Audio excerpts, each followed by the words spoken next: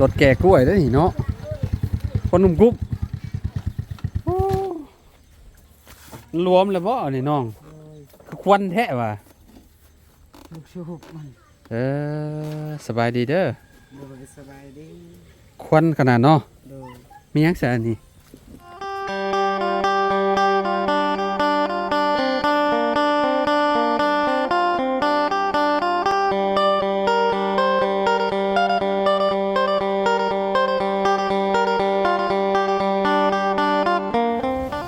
พี่น้องเนาะสบายดีและสวัสดีเด้อพี่น้อง FC บัสสุขูสู่คนเนาะบ่ว่าสิอยู่ในและกระต่างประเทศพี่น้องเอ้ยเนาะมาพบมาพอกันคือเก่าคือเดิมเนาะพออาเจืองผลมาแต่ใช้เด้นี่พบพี่น้องเนาะเนาะบาดนี่เนาะโอ้รถแก่กล้วยได้นี่เนาะคนนุ่มกรุ๊บรวมแล้วบ่นี่น้องคือควันแท้ว่ะชุบมันสบายดีเด้อสบายดีควันขนาดเนาะมีหยังแสนนี่บอนไซลีนบนไซลีนก็คือถ้าลีนบกเลยเติมเลยเนาะบ่ลีนบกมีโซ่แล้วก็เติมน้ำมันเครื่องพี่น้องเนาะมันโชว์มองได้เนาะโซ่อ๋อยอดโซ่มานำพี่น้องเนาะไปหาเมียบ่โดยเมียจะเอามาแต่ใช่มาแต่บ้านเก่งหลวงไปบ้านเก่งหลวงโดยเราไปยังอ่ะไปเล่นเฮือนพี่น้องเฮือนอันน้ำมองเฮือนน้องโพนาเหรอว่าโดยแม่นบ่โดยก็คือแบบเราเป็นพี่น้องกันเนาะโดยจะไปส่งเราแต่เช้าพูโดยโอ้พี่น้องเนาะเป็นผลิตนำกันเนาะมันนี่เนาะโดยโอ้อันนี้ก็ปาดวันนี้เลยเนาะโดยมันเปิดยากบ่เดินอะไรเปิดได้แต่ว่าเวลาเราใส่ไม้แก้กล้วยหั่นเฮามัด ก็เลยมัดเฮามัดไปแล้วมัดนี่เลยเนาะโดยมันก็เลยแบบเวลาน้ำมันเบิดยากเนาะก็เลยเจาะเอาแบบนี้เนาะโดยเจาะแล้วก็เอาน้ำมันเทซะเลยพี่น้องเนาะจักปีละรถอันนี้น้องจักแหละยี่ห้อหยังอันนี้บ่ได้แม่นอันนั้นบ่ได้แม่น Honda บ่เว็บไอรถจีนพี่น้องเนาะคิดว่าเว็บฉลอกเว็บ Honda เฉพาะแม่นเนาะโดยอันนี้ก็เจ้าห้องวันนั้นพี่น้อง YEX เนาะเชื่อมใหม่มาเลยนี่เนาะโดยรถเจ้าบ่คันนี่นะแม่นซื้อมาเท่าใดนี่จักแหละพอซื้อแล้วก็เอาให้เจ้าโอ้โหพี่น้องเนาะโชคก็ใส่2อันเลยเนาะโดยแก่กล้วยจำสิแก่นี่เนาะโดยใส่จักกระสอบนี่เข้านี่สมมุติว่าแก่เข้าประมาณ 4-5 ซอบมันได้ยังมาจักเลยเขาพากมาคือยังอันนี้บ่แม่นอ้อยบ่อ้อยยังมาปลูกบ่โดยเอาให้เมียเจ้าบ่โดยเสียไปปลูกมงทีใหม่นะโดยพี่น้องเนาะรถอาเจืองเนาะสุดยอดและแก่ข้าวพี่น้องเนาะอันนี้คือขาข้ามโดยข้ามเหมือนมีเลยเนาะโอ้คักพี่น้องเนาะสเตอร์ใส่จักแควนี่น้องเป็นไงแห้งกันเลย40โอ้ใหญ่ดิใส่42แควเลยโดย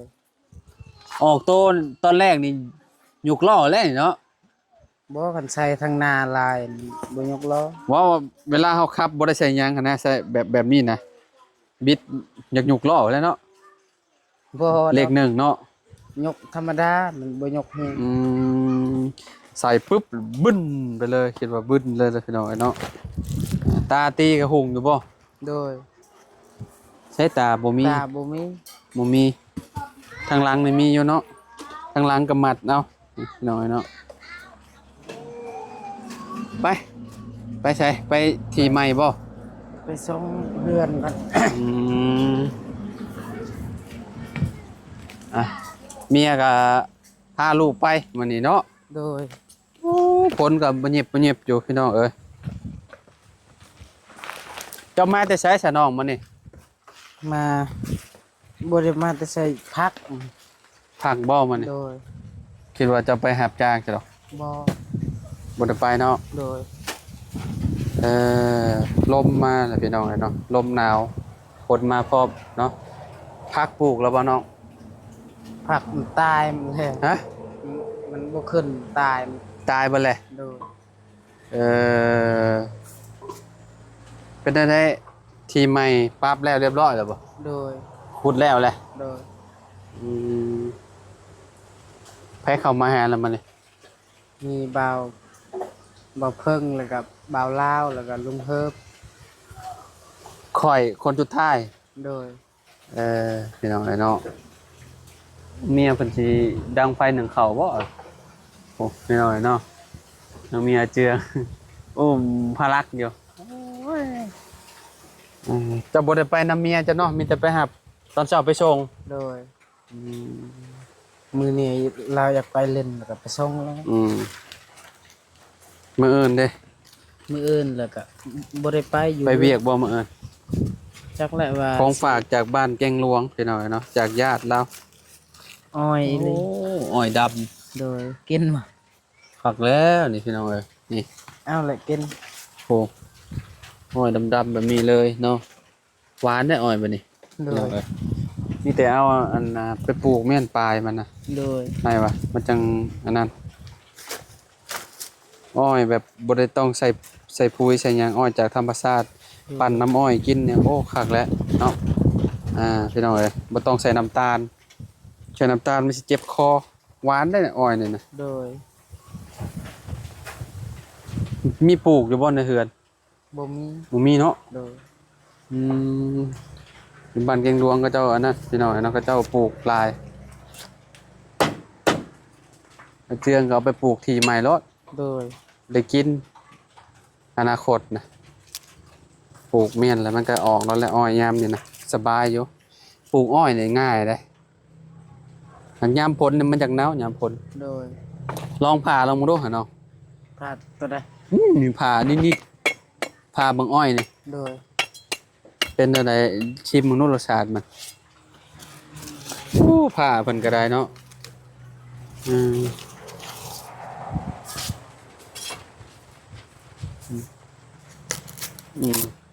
โอ้เอาปากลอกบดพี่ปอกง่ายเนาะ โดย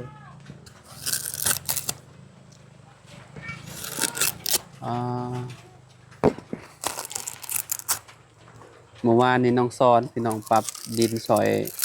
น้องอาเจืองเพิ่นเป็นอะไร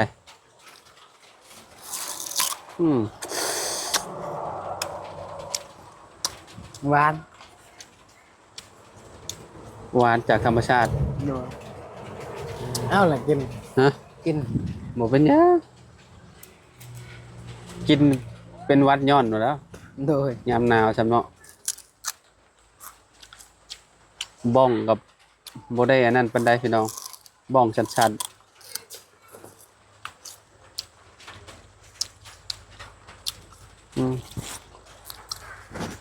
กินยังมันนี่ข้าวแรงโบได้ไปก้านหนูบ่ กินหนูปิ้ง ฮะ กินหนูปิ้งแล้ว หนูมาแต่ใช่ การเมื่อคืนนี้ ได้เยอะบ่ โดยได้ จะไปจะค้นจะไป 3 คน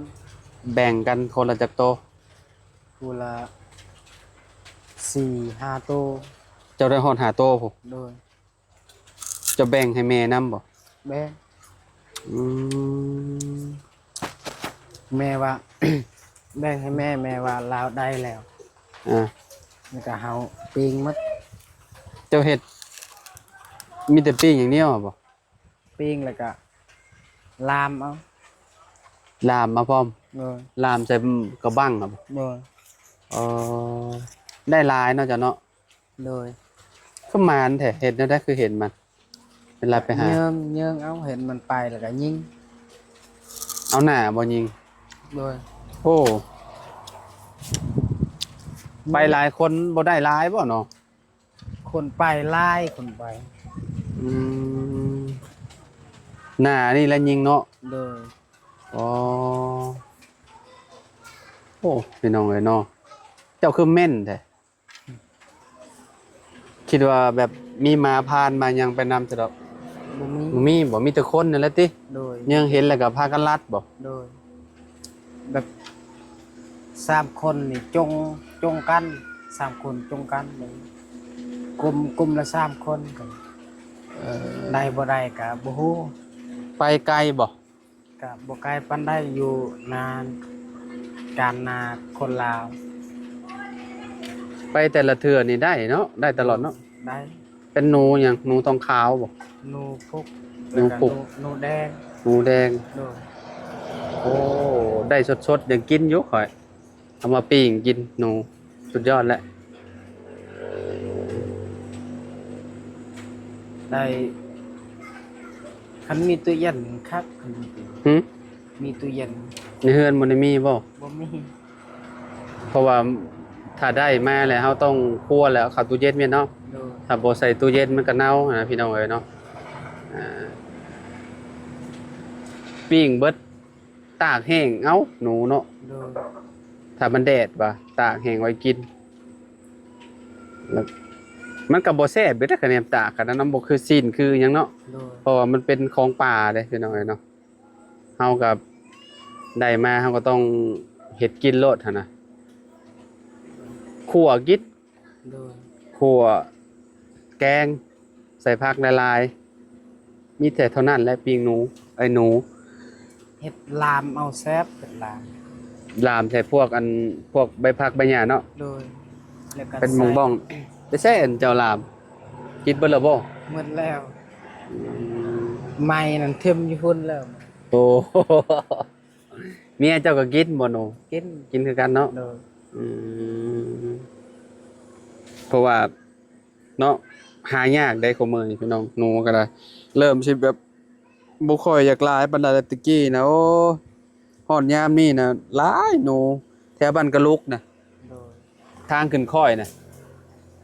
ขึ้นค่อยมาปุ๊บเอาจะเห็นรถบอกกระตอบกระเจ้าขายนะเป็นพวงอยู่เลย โดย คือปีกายนี่ลายแหงหนูปีกายนี่ เขาขายในหันแพง แม่นโตละ50,000ต้นน้อยๆนึงเจ้าขายโตเท่าได้โตสำแขน ก็บ่เคยขายมีแต่กิน เออ มีแล้วก็กิน อืมคิดว่าแบบได้มาแล้วก็ขายหยังบ่ได้ขายเถื่อบ่ บ่ อืม เคยขายมีแล้วก็กิน มีแต่กินอย่างเดียวเลย โดย เออถ้าเฮาสิขายเฮาก็สิได้กินหยังเนาะ โดย ก็ต้องเอาไว้กินคาบเช้าคาบแรงพี่น้อง โดย เคยบอกกินหนูแบบ3เวลา ตอนเช้าตอนเที่ยงตอนแรง เคยเลยยานมันบูดแล้วกิน ฮะ กิน ปิ้งเนาะเด้ ปิ้งกันมาปิ้งกันเคย แต่ว่าพวกอ้อมพวกหยังนี่พวกแกงนี่บ่เคยกิน3เวลาเนาะ โดย กินแต่คาบเดียว โดย อืมบ่แรงไปอีกบ่ไปก้านอีกบ่ไปอยู่บ่ ไป ไปกับอ้ายบ่หรือแนวใด ไปกับคนในบ้าน หลายคน อยู่ในทุ่งนาบ่จะไปหาล่านี่ อยู่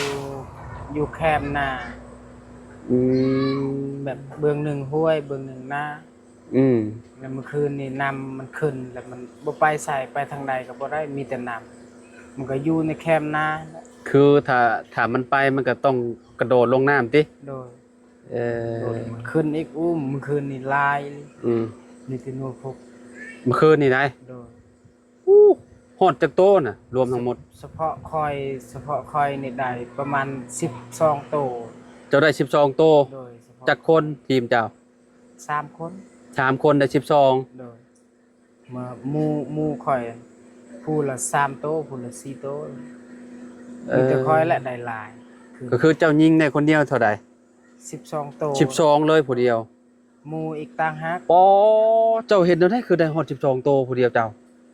พ่อตลอดบ่ ฮะ พ่อหนูตลอดบ่ โดย อ๋อ เคยไปการนะครับ หากินมานเนาะเจ้าเนาะ โดย ว้าตะไม่เอาไอ้น้อง มานแฮงนี่เจือง ยิงตูนูมักใหญ่สำคัญนานี่หมดเริ่มกัด หึ นานแบบนูพุกอันมัน หนูผูกนี่มันกัด กัดยางตัวนี้ กัดยางขาดเบิด โดย เออ นูตัวใหญ่กัด ยิ่งสำได้น้องไกลสำได้ กับปกายปันได้ เวลาเฮาเห็นโตมันเลย ประมาณซ้ำกบตัวนั้น ประมาณสำตัวนั่นพุ่น โดย โอ้ใส่แล้วตับแล้วติ โดยมันห้องแล้วมันห้องกับปะนั่นก่อนให้หมูมันมาก่อน มันห้องกับปะนั้นให้หมูมันมาแล้วก็หมูได้ยินเสียงมันห้องแล้วหมูมันมาซอยแล้วเอาเยิงอีกเห็นแล้วก็ให้หมูอีกยิง อืมก็คือถ้าเฮายิงแล้วมันบ่เป็นหยังนั่นก็คือมันสิห้องหาหมู่มัน โดย แล้วก็มันก็หมู่มันมาแล้วก็ให้หมู่จัดการอีกติ โดย โอ้หมานเนาะล่อมันนะนี่เนาะล่อหมู่มันมานี่เนาะ โดย อืม คืนลายรีเฉพาะเฮาได้12ตัว อืม หมูเฮาได้อีกตั้งฮักผู้ละ2ตัวผู้ละ4 ระดับ20พุ่นแหละนี่เนาะ โดย อ่า ทงตัวนี้จนเต็มคืนนี้ โอ้บ่ได้ขายจักดีติ บ่กิน กินอย่างเดียวบ่เลย ปาน เบิดบ่มื้อเดียวกิน ยังหักกระปิงน่ะจักอยู่ไส ใช่ ปิ้งเมียนอีก พี่น้อยเนาะโอ้อาหารพี่น้อยเนาะน้องกระเจืองเนาะก็คืนก็นอนรับอยู่บ่น้อง นอนรับอยู่ มันลมบ่พัดบึ้นบ่ โดยปิ้งแล้วก็ เอ้ย หมดกินแน่ อ๋ อ ดำๆแบบนี้เลยพี่น้อยเนาะ ปิ้งแล้วก็กินมื้อเช้านี่ อันนี้กินยามแรงนี่เนาะ โดย กินยำแรงอีกพี่น้อยเนาะ อาหารบ้านเฮาพี่น้อยเนาะหนูเนาะ โดย คนน้อยบ่หนาวบ่เนาะ หนาวเมื่อคืนนี่มัน เพิ่นให้อยู่บ่ เมื่อคืนนี่ให้ตลอดเลย หนาวจ้ะเนาะ แบบตกใจแบบไผบัดนี่ลมพัด แต่บัดมันลมพัดบ่ โดย มันสิดังแบบนี้เนาะ โดย อืมเวลาลมมาแล้วมันพัดมันตีหั่นเนาะ โดย เป็นเด็กน้อยมันบ่ค่อยได้อันนั้นปานใดพี่น้อยเนาะ เฮาบ่ฮู้ อยาก คิดว่าเราเจ็บคิดว่าเราเจ็บท้องเจ็บหัวเจ็บหยัง เพิ่นตกใจเด้น่ะ โดย ลมแฮงเด้ คืนนี้แห้ง คืนนี่ลมแฮงเนาะ โดย พัดวืดๆเลยพี่น้องเอ้ยเนาะที่ทางเพิ่นก็ปรับแล้วพี่น้องเอ้ยเนาะทางน้องอาเจืองเนาะ โดย ก็มีแต่นั่นแหละรอทางเบาเสียงเพิ่นมาอีกเทื่อนึงพี่น้องเอ้ยเนาะ โดย ตอนนี้ก็เนาะทางน้องอาเจืองเพิ่นก็บางมื้อเพิ่นก็อยู่เฮือนบางมื้อเพิ่นก็บ่อยู่เพิ่นก็ไปหารับจ้างแหน่พี่น้องเอ้ยเนาะมื้อนี้ก็ลมแฮงนะพี่น้องผมก็ตกวุ่นๆเลยเนาะจะฮู้อยู่บ่อันน้องสอนรถเราได้รถคันใหม่ ยังได้ยินอยู่เบาเสียงว่าอยากซื้อให้น้องสอน ได้ยินอยู่บ่ โดยแต่ว่ายังบ่เห็นรถ โอ้งามเด้รถลาว โดย ถ้าเบิ่งรถมือเบาเสียงเพิ่นมา Honda ว่ะ รถมาเล่เว็บมาเล่รถชี้คือกันนั่นแหละกับของเบาเพิ่ง โดย แบบนั้นแหละ เจ้ากระถาเบิ่งรถ โดย บ่สิงามสำใดเด้อ โดย ดีใจนำน้องสอนเนาะ โดย ได้รถคันงามๆขี่เนาะพี่น้องเนาะเนาะประมาณนี้แหละพี่น้องเอ้ยเนาะมื้อนี้บ่แรงก็จะว่าสินอนบ่หลับอีกบ่จักคนน้อยเนาะลมมันแฮงเด้